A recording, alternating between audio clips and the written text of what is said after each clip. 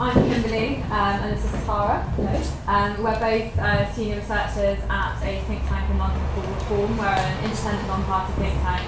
So as Kim said, we do lots of work on delivering better public services and economic growth. I'm standing right in the light here, so I can't be otherwise I'll be blind by the end of the session. And sort of this presentation, what we're sort of hoping to do here is to set out a bit of a context as to why we've come to New Zealand, the things that we're looking at while we're here, and then if you've got any questions or things you want to raise in discussion, then we're happy to chat about all of those. Yeah, so I mean it's really informal. We really hope that it's as collaborative as it can be, and also I mean, thank you to Wendy for having us here. I know it's obviously the BRICS session. So, but yeah, so we'll start. Great, so this is just a bit of historical context, looking at public spending and how it's increased sort of over time, so over around the past 40 years in the UK. So as you can kind of see, quite steady increase over time with really particular sharp increases sort of late 90s onwards, sort of during that period of that sort of 13-year period there, things like health spending doubled and that kind of thing. So when we look at the impact that this sort of had on the deficit and our debt, what we're sort of concerned about in 2010 when the current government came into power is the impact that spending has had on sort of our fiscal situation, and the fact that a lot of the debt that we're left with is structural, not cyclical. So we're sort of worried about that because it's not spending that's happened because the economic cycle has been in downturn. It's sort of spending that's happened when the economy was growing and tax revenues didn't rise to sort of meet that increased spending. So it's more of a long-term problem, and that's sort of that context of that first one. Okay, so obviously 2008 global financial crisis happened, and the response across the world has been essentially to cut public spending. We were going to try and play a game with this, but we couldn't get the animation to work properly, so here it is. So I mean, you can see the UK in the context of actually its fellow European partners such as Greece. You can just see the sharp decline there, and in Ireland as well, specifically. So in the UK, there's been a lot of talk. We've had it really hard, but you can see that it hasn't even happened yet. So there was a short dip, and then public spending rose again. But really, the challenges are going to go well into the next parliament. So where there's a lot of debate right now that essentially we're coming out of austerity, that the economy is beginning to look up a little bit. There's a lot of chat in the UK right now about green shoots, but we can see from this that it's a really certainly it's going to go well into the next parliament. So yeah. So this is what austerity or fiscal consolidation, keeps on telling me off for saying austerity, looks like in the UK for our public services. On average, in the spending review set out, which was in 2010, it set out an average budget cut of 25% for most of our departments, with the exclusion of certain ring-fenced budgets such as health, schools, and international development. And you can come and talk to us later about what impact these ring-fenced budgets have had in comparison to the rest of the public services, because at Reform we've argued that the ring-fenced budgets have actually not changed as much. Those public services aren't transforming as much as the other as much as our other public services that have really faced real fiscal challenges. A few notable ones there is criminal justice. There's been a 23% real term decline in police and criminal justice budgets, and there's been a huge transformation in the way that these services are delivered. Actually, police forces have begun to look at how their workforces are structured, and everyone thought at the beginning in 2010, if you're going to cut police budgets, that means crime is going to go up. One of the unions essentially set their whole agenda on that basis. Crime will go up. But we've actually found that crime has continued to fall. In fact, crime is the lowest it's been in the UK for 30 years, and we've got the smallest police force that we've had for over a decade. Elsewhere as well, in defence, we're going to have a huge number of armed forces redundancies, 25,000 civilian redundancies, and an 8% budget cut across the whole department. But they're really beginning to look at how they can work better with the private sector, actually much more deep initiatives there. So I mean, they've completely changed the way the department is going to be structured. So there's been a lot of innovation in public services, especially in the departments where there have been deeper budget cuts. So a few images to keep you excited. So this is what austerity looks like for the public on the street. I mean, as you can see, the rhetoric has been pretty toxic in many cases.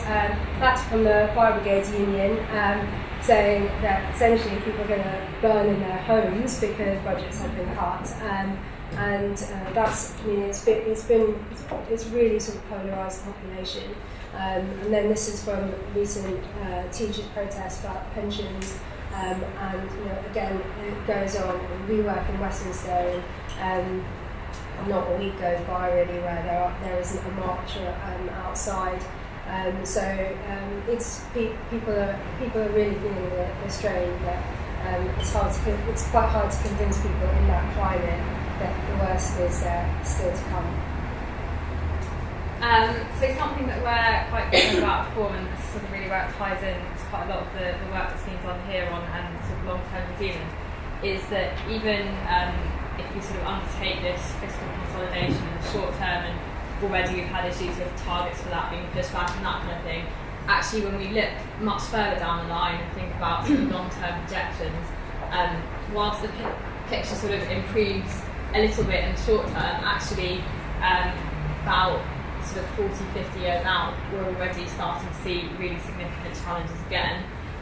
So if we sort of just look at, we've got some of the public spending forecast here, and this is from the Office for Budget Responsibility, which I should say was set up in 2010, so there's an independent voice on the fiscal environment in the UK, and they sort of produce this annual report. And we sort of start looking at the gap between the spending out and revenue, and then the sort of contribution that makes to debt. And you can kind of see we sort of plod debt onto a sort of sustainable course from the sort of 20s to 30s, but then once we sort of hit the mid-30s, that starts increasing rapidly again, sort of just under 100% by 2062-63. The main areas that are driving this sort of probably not be much of a surprise, quite similar sort of across the world. So health spending on pensions, spending on long-term care, and sort of some of the figures there as to the challenges that will bring about, so with demographic change and the ageing population. So sort of give you some idea of the impact of the fiscal sustainability report this year. The OBR stated that it would be necessary to have around about a 1.9% cut in public spending or rise in taxes from 2018 onwards, in order so that the government sort of in the future would be able to meet spending obligations. They sort of translated this into a more kind of tangible, practical measure, which is sort of in this table here, which is, say, if we wanted to have a level of debt of 60% by the end of that projection period, or 40% or 20%, the sort of necessary tax rise or spending cuts that we needed there. So sort of, I suppose the message as we were sort of saying is really that if we do this short-term consolidation, we can't really take our eyes off the future, and actually lots more needs to change now in order to sort of really put government and spending and the state onto a more sustainable footing, which is sort of what brings us to New Zealand really in our trip. So the work we're sort of looking at is structured around that. So we're thinking about what kind of institutions, what kind of state do we need for the 21st century, what are the kind of public services that we need for the 21st century, and what things need to be different from the current status quo in order to make that sustainable over the long term. So I think if we go to the next slide, this is sort of the first paper that we're looking at, which is particularly focusing on the institutional framework. a lot we've been thinking about is the balance between sort of accountability of government, but also the flexibility to do things differently, thinking about new models. Lots of work in the UK in recent times has looked to New Zealand as an example of a system where there's sort of really tight, highly accountable structures sort of at the individual departmental level in government. Although sort of we're aware through the conversations we've had with people that this is a model that's sort of evolved significantly over time, and sometimes the sort of perception of that in the UK is perhaps a little bit misguided and sort of outdated. And what we're sort of really keen to focus on, so what we kind of have to undertake in the UK is our sort of fiscal management reform and this delivery of better public service at the same time. So how that sits together and the role of the Treasury in that, and Tara. Yeah, I mean, I think the role of the Treasury is probably going to be the main case study that we'd like to bring out in this paper. In the UK, there's been quite a lot of criticism of the Treasury because they say they haven't been as involved in the public service transformation agenda as they potentially should have been. And certainly from our reading here, it seems that the Treasury has a very different role, that it's actually quite involved in helping to set departmental policy and so on, and in some areas more so than in others. For instance, in the education space, it seems like it's been particularly strong. So I think that's what we're really trying to get to the bottom of: how much Treasury, how it works with individual public spending departments, whether the UK can take lessons from that, how the Treasury and the State Services Commission as well work with each other and those departments. And again, in the UK, the way the Cabinet Office has set the overall public services transformation agenda, and I think I don't think we'd be alone in saying that a lot of people feel that it's lacked some sort of clout because it hasn't had enough Treasury backing behind it. So essentially those are the lessons that we're looking to take. And also around this accountability and flexibility point, it sort of goes very well into the next paper, which is implementing better public services. So one of the things, again, that we've heard increasingly from people in the UK who've been to New Zealand and so on, is that New Zealand has had a real shift about working across horizontal structures, so not just being constrained by departmental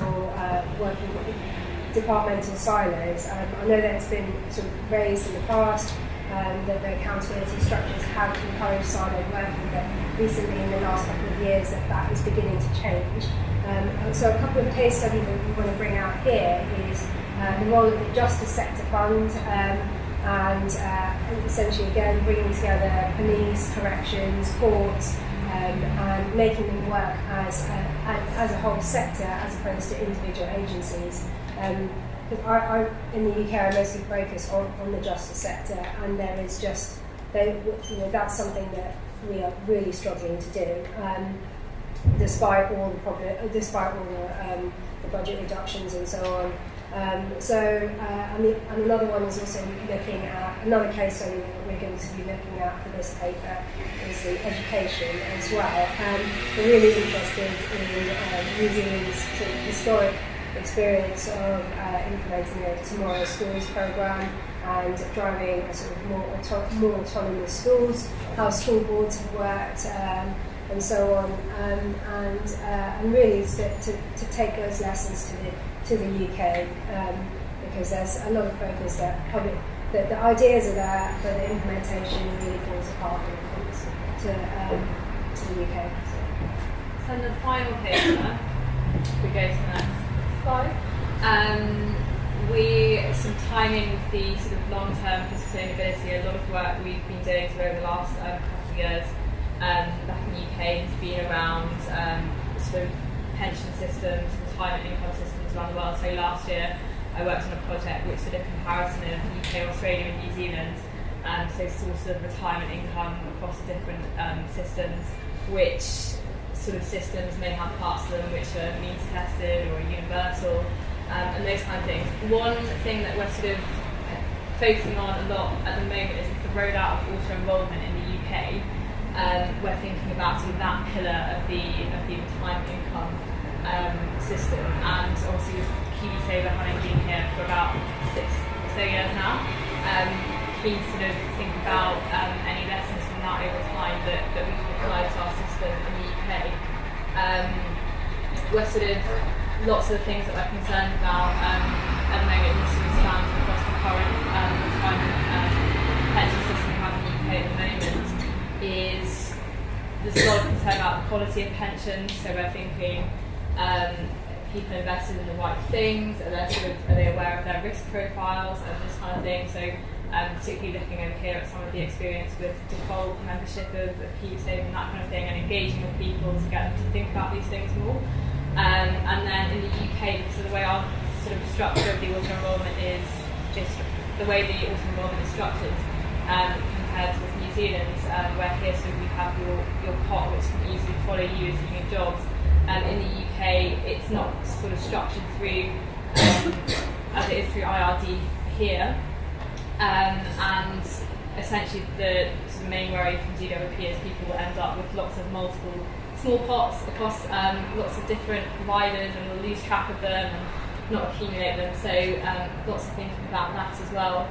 And then sort of the challenges we have in the UK market around the legacy of the existing market beforehand, and how Nest, which is sort of our it's the body the government sort of set up in order to deliver the default options, to provide us how the sort of dynamics of that are different. So that's sort of it on that paper, and so that's it in total really. So as I say, I'm happy to talk about anything further or answer any questions or anything that's not clear, but thank you for